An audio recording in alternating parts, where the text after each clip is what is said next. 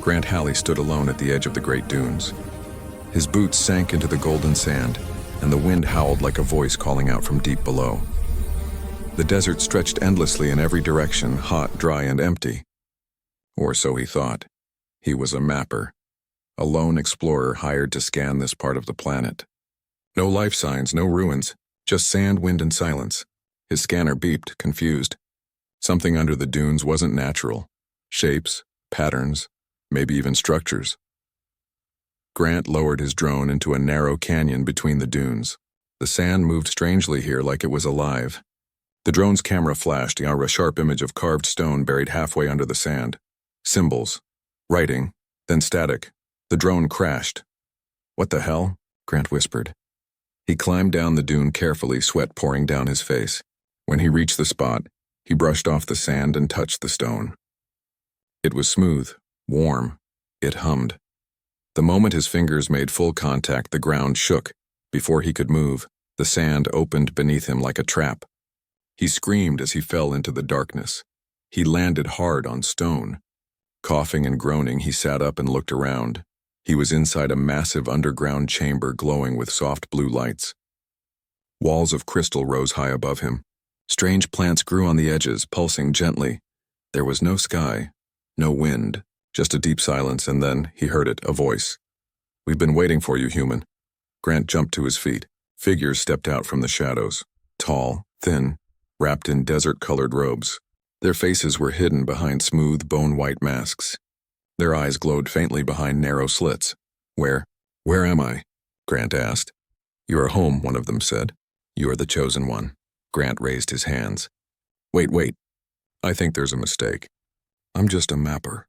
I was scanning the dunes. That's all." Another figure stepped forward, slightly smaller with a long crystal staff. "You are the one our Seers saw," she said in a calm, slow voice, the stranger with fire in his eyes. "The one who brings change." "I don't bring anything," Grant replied, slowly stepping back. "I just want to leave." But the ground behind him had closed. No exit. The tall figures turned and started walking. "Come," one of them said. "The Seers are waiting." Left with no choice, Grant followed them. They led him through glowing tunnels made of stone and light. Mural paintings covered the walls. Old battles, strange creatures, and tall masked people bowing before a man with a burning torch. Soon, they entered a wide hall filled with soft music. At the center, 5 masked Seers sat on a raised platform.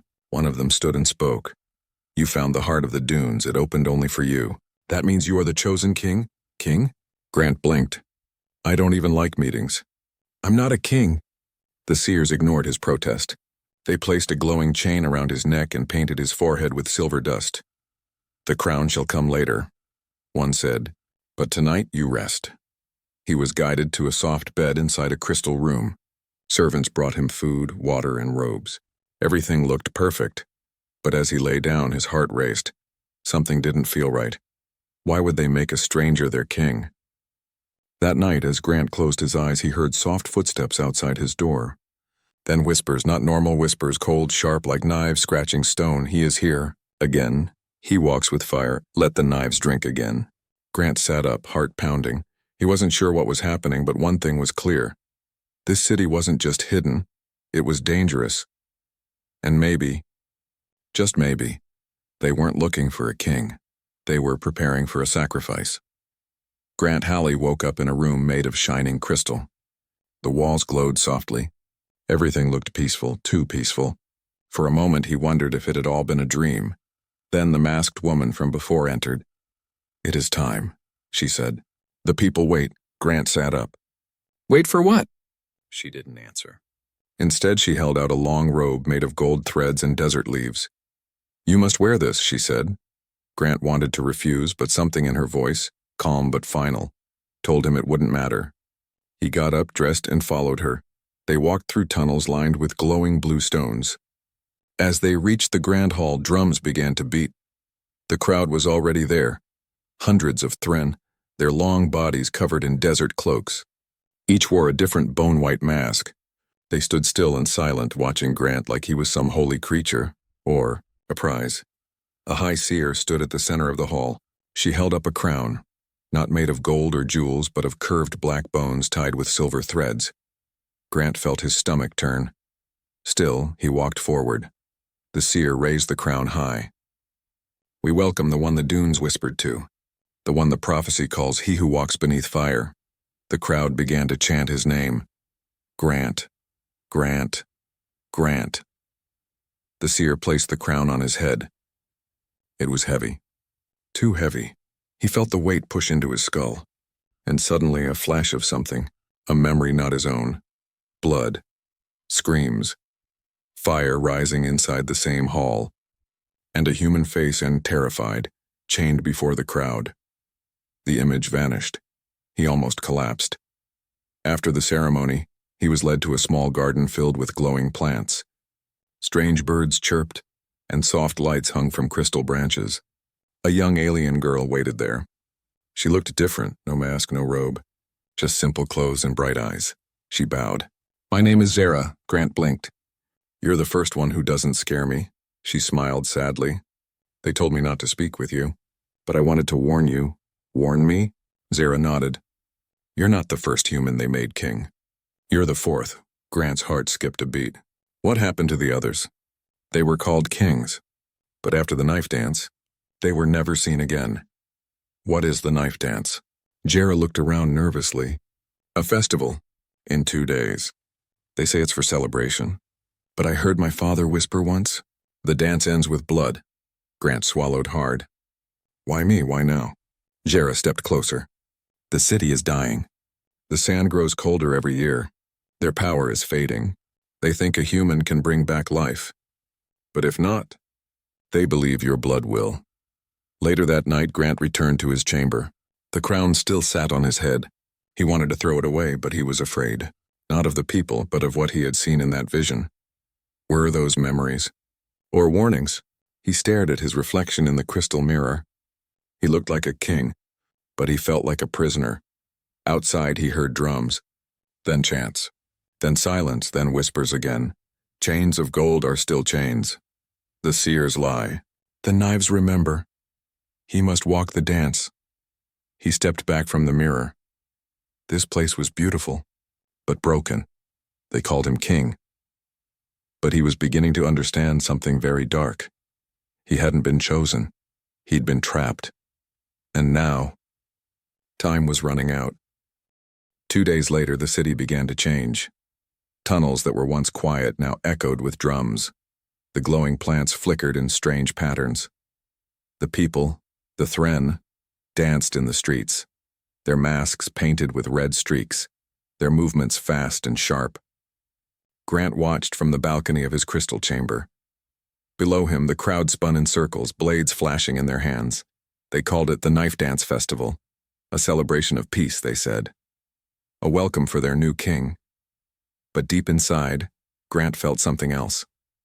It didn't feel like peace. It felt like preparation. Jera met him just before the sunstone reached its highest glow, a strange orb above the city that replaced the real sun.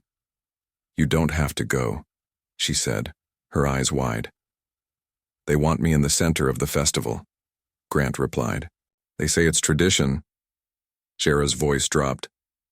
"It's a trap. I've heard stories. Every king who danced in that circle never walked out." Grant looked at her. "Then why help me? Why warn me at all?" She hesitated. "Because my father was the last king." Grant froze. Jera looked down. "He wasn't like you. He tried to escape the dance. They chased him.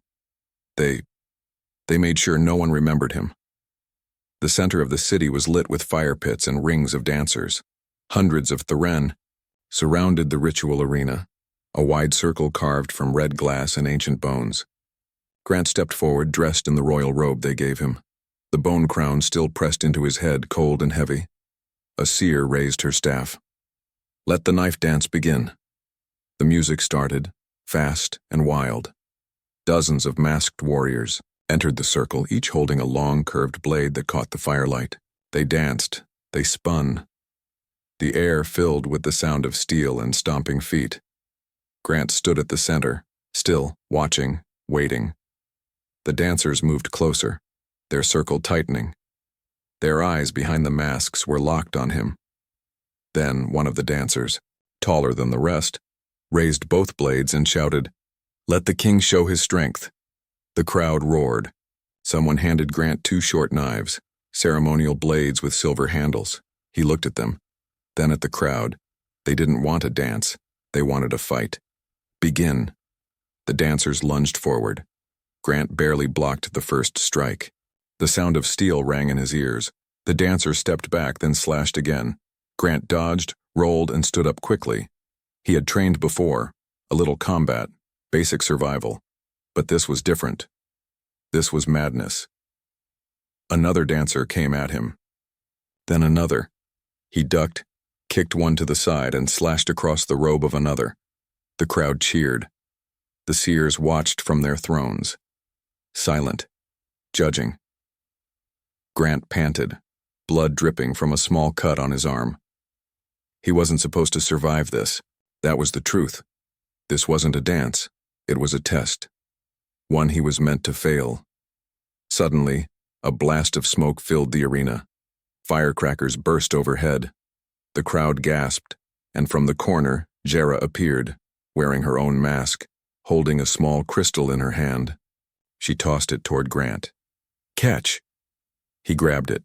The crystal glowed, showing him a path, a hidden tunnel entrance just behind the arena wall.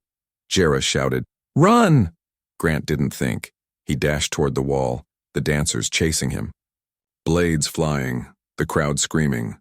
One blade cut across his shoulder. He grunted but kept going. Another nearly hit his leg, but he reached the wall. The crystal pulsed, and the wall slid open. He jumped through. Darkness swallowed him. The wall closed behind. He fell to the ground, breathing hard. Jera joined him seconds later, pulling off her mask. "You're lucky," she whispered. "They've never missed before." Grant looked at her. "Why are you helping me? You're one of them." Jera shook her head. "No, I'm not like them. I was born in this city, but I don't belong here. I want out. And you? You're the only chance I have." Grant sat up, blood on his clothes, sand on his skin, and knives still in his hands. He was no longer a guest. He was no longer their king. Now, he was their enemy. And the real war was just beginning. The tunnels were cold and silent, nothing like the shining city above. Grant's footsteps echoed softly as he followed Jera deeper into the underground maze. His shoulder burned from the knife wound, and every breath came out ragged. The only light came from the crystal she carried, glowing softly in her palm. Its blue light reflected against the ancient walls, covered in carvings of humans and Theren standing side by side. He slowed his steps, staring at one carving, a human wearing the same crown he now carried.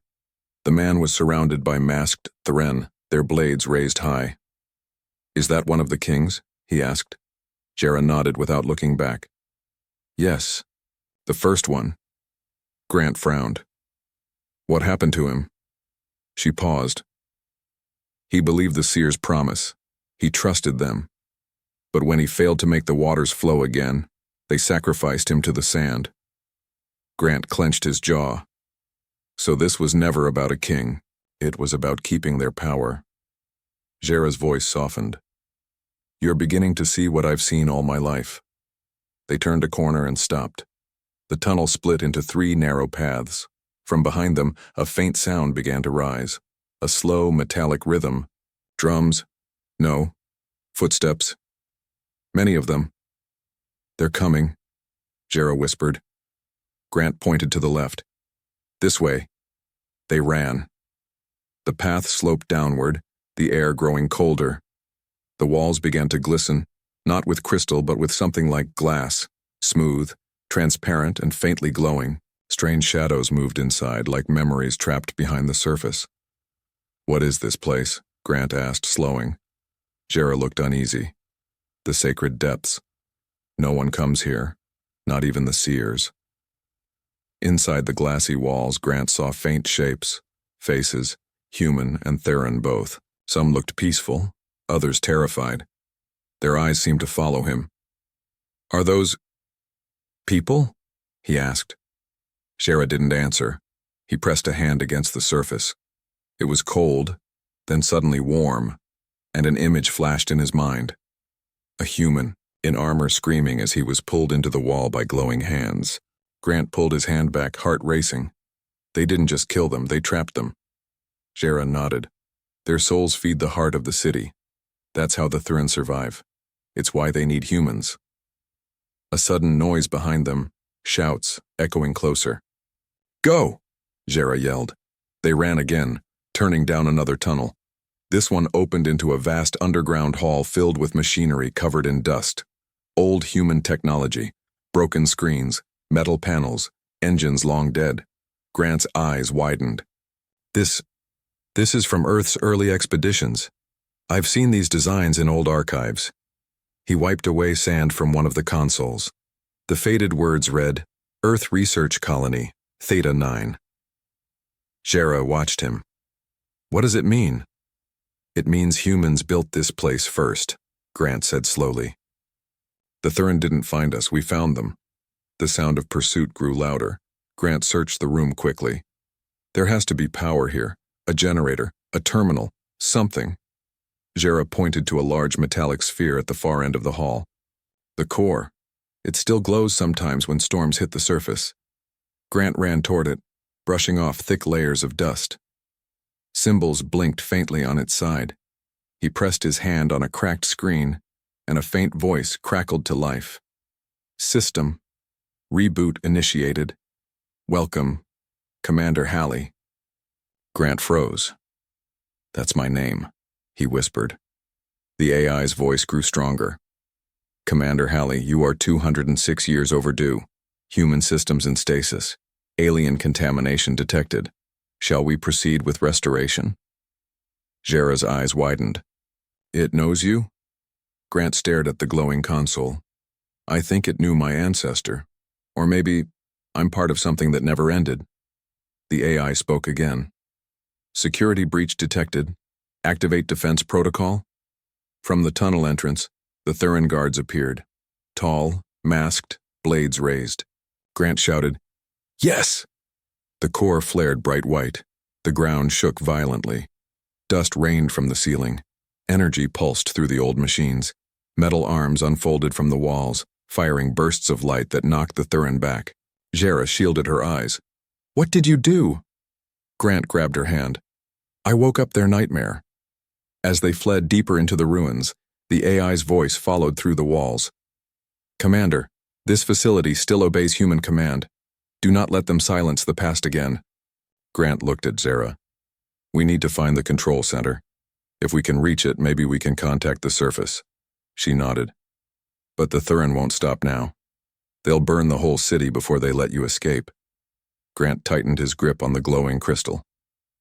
"Then we'll burn it first." The deeper Grant and Shara went, the stranger everything became.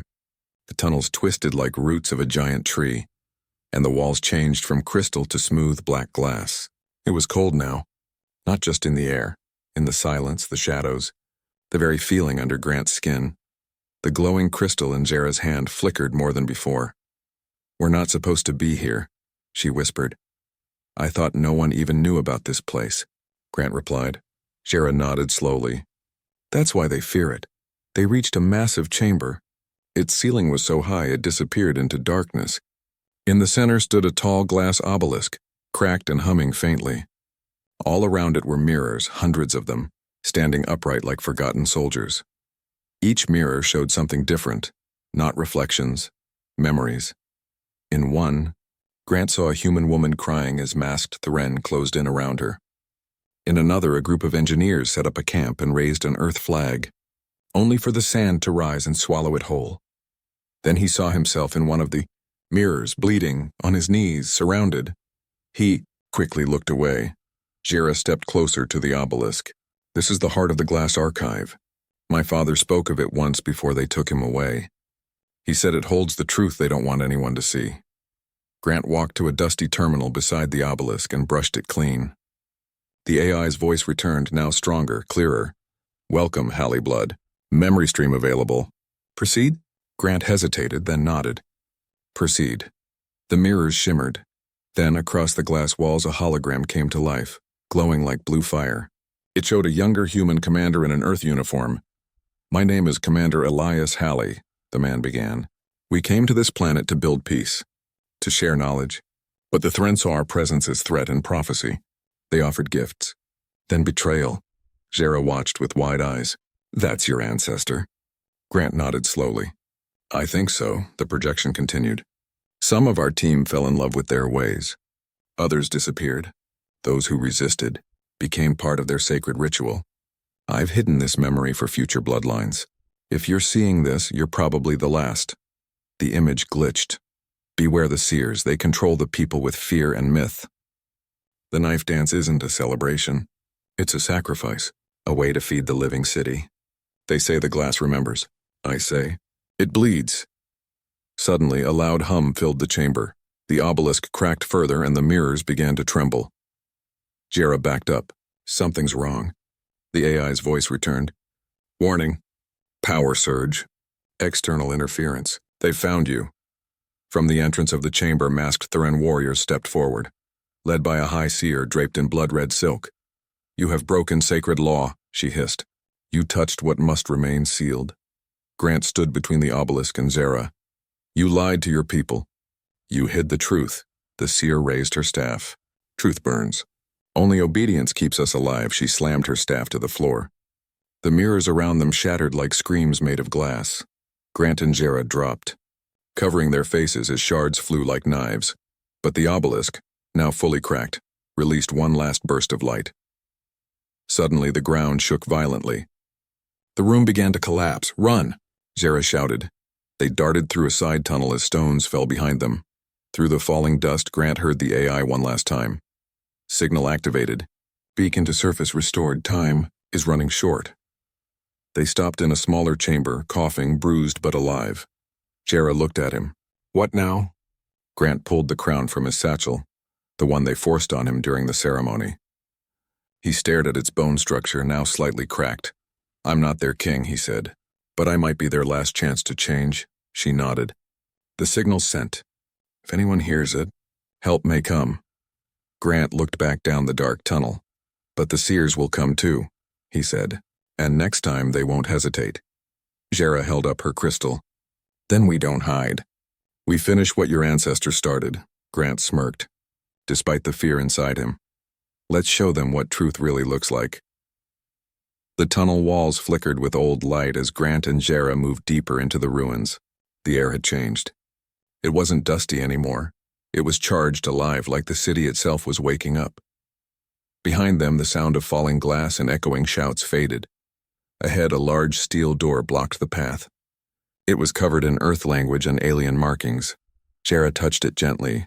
"No one's opened this in generations." Grant stepped forward and placed his hand on the center. The door lit up. "Commander Halley confirmed," said the AI. "Welcome back. Control core activating." The door opened slowly, releasing a wave of cold air. Blue lights crawled across the floor like veins.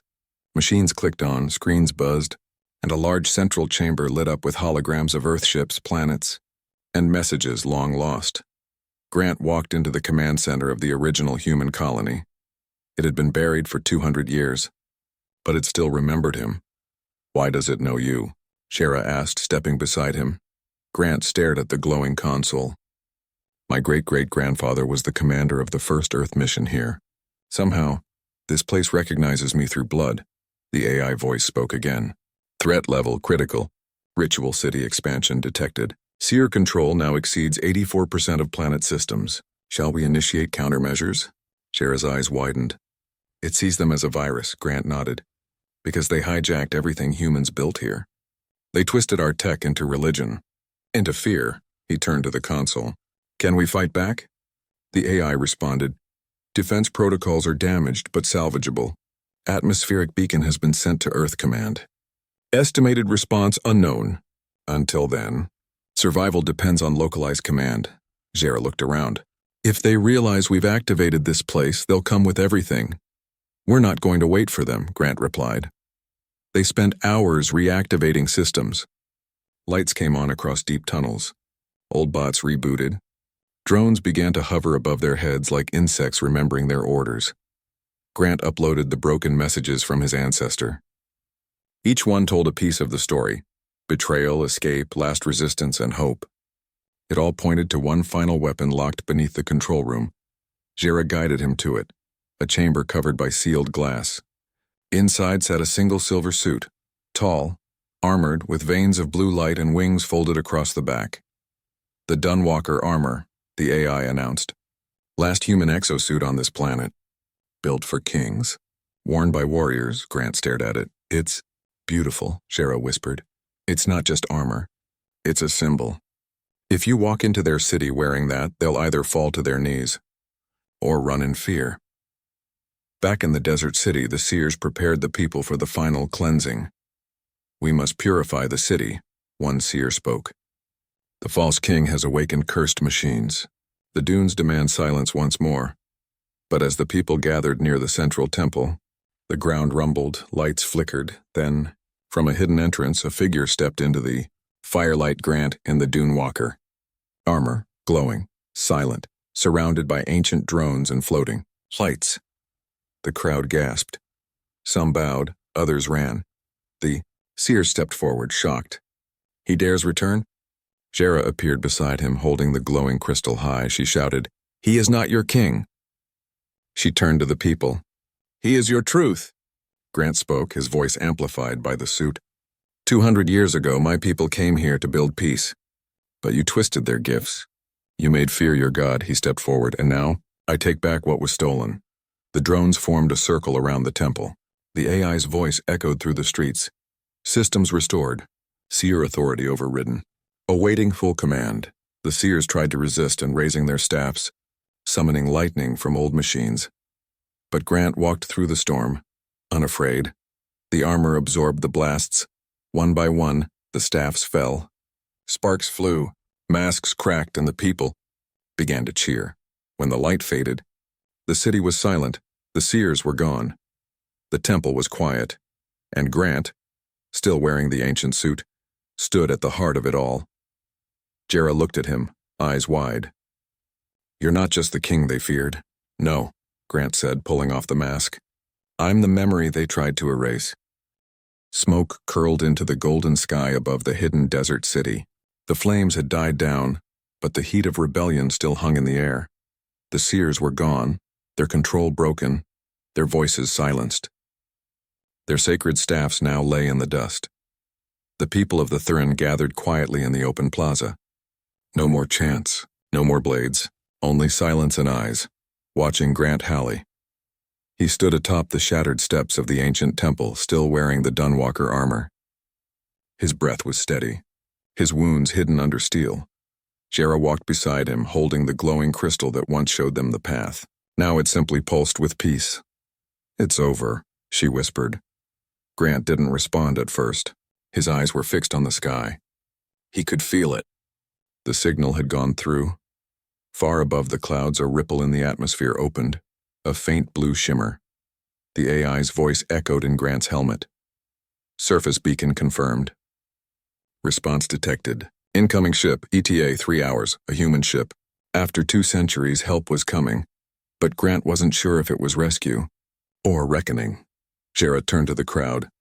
Her voice rang clear. "You were lied to. For generations, the Seers kept you in fear.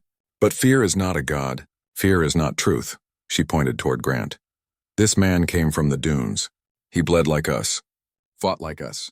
But he never wanted to rule. He wanted to live." A young Thurin child stepped forward. He held something small, the broken bone crown that once sat on Grant's head. He offered it back. Grant took it gently, then looked at the people. "I was never your king. I came here by accident. But maybe fate brought me for a reason." He raised the cracked crown. "You don't need a ruler. You need to remember who you are and not what they told you to be." Then he tossed the crown into the fire. The crowd didn't cheer. They bowed their heads, not in worship, but in respect. Time passed slowly. In the control chamber deep below the city, the ancient systems now glowed with balance, Thurin symbols and human language flowing side by side. Jera sat beside Grant, watching the sky through the open ceiling. Will they take you back? She asked. He shrugged. Maybe they'll see me as a hero. Or maybe just a relic from a mission long forgotten. She smiled. You're not a relic. You're the one who woke us up. He looked at her. And you're the one who helped me survive. A silence passed between them. Not awkward, just full of meaning. 3 hours later, a shadow broke through the clouds. A ship, large, silver, with earth markings long lost to this world, descended slowly above the dunes. The people gathered again, eyes wide in wonder. For many, it was the first time seeing anything from beyond the sand. As the ship landed, a hatch opened. A team of humans stepped out, dressed in explorer suits, their faces hidden by helmets. One of them stepped forward, scanning the area. Grant Halley? The voice crackled. Grant stepped forward. That's me. The lead human lowered his visor. He was older, tired-looking, but his eyes widened as he scanned Grant's face. My God, he whispered. You look just like the photos. The DNA logs were right. You're a Halley. Grant nodded slowly. Welcome back to Theta 9. Inside the ship, Grant shared everything. The memories from the glass, the Seers' lies, the truth of Earth's first contact. He didn't ask to leave. He didn't ask to be taken home. Instead, he asked for something else. Help them, he said. They're not our enemies. They're survivors, just like us. Weeks passed, new systems were built. Therein children learned human stories. Humans learned Theren songs. The city above the dunes, once ruled by shadows and blades, became something new. A bridge between two species. And at the heart of it all stood no king, no god, only a survivor. A human, a Halley. On the highest tower, Grant stood alone one night, watching the stars. Jera walked up quietly. They say the sand is peaceful now. It no longer whispers fear. He smiled. Maybe because it's finally been heard. She looked up. Will you ever leave? Grant looked at the stars. I found something better than escape, he said. I found purpose. The wind picked up, soft and warm. No knives, no blood. No fear, only memory, only hope.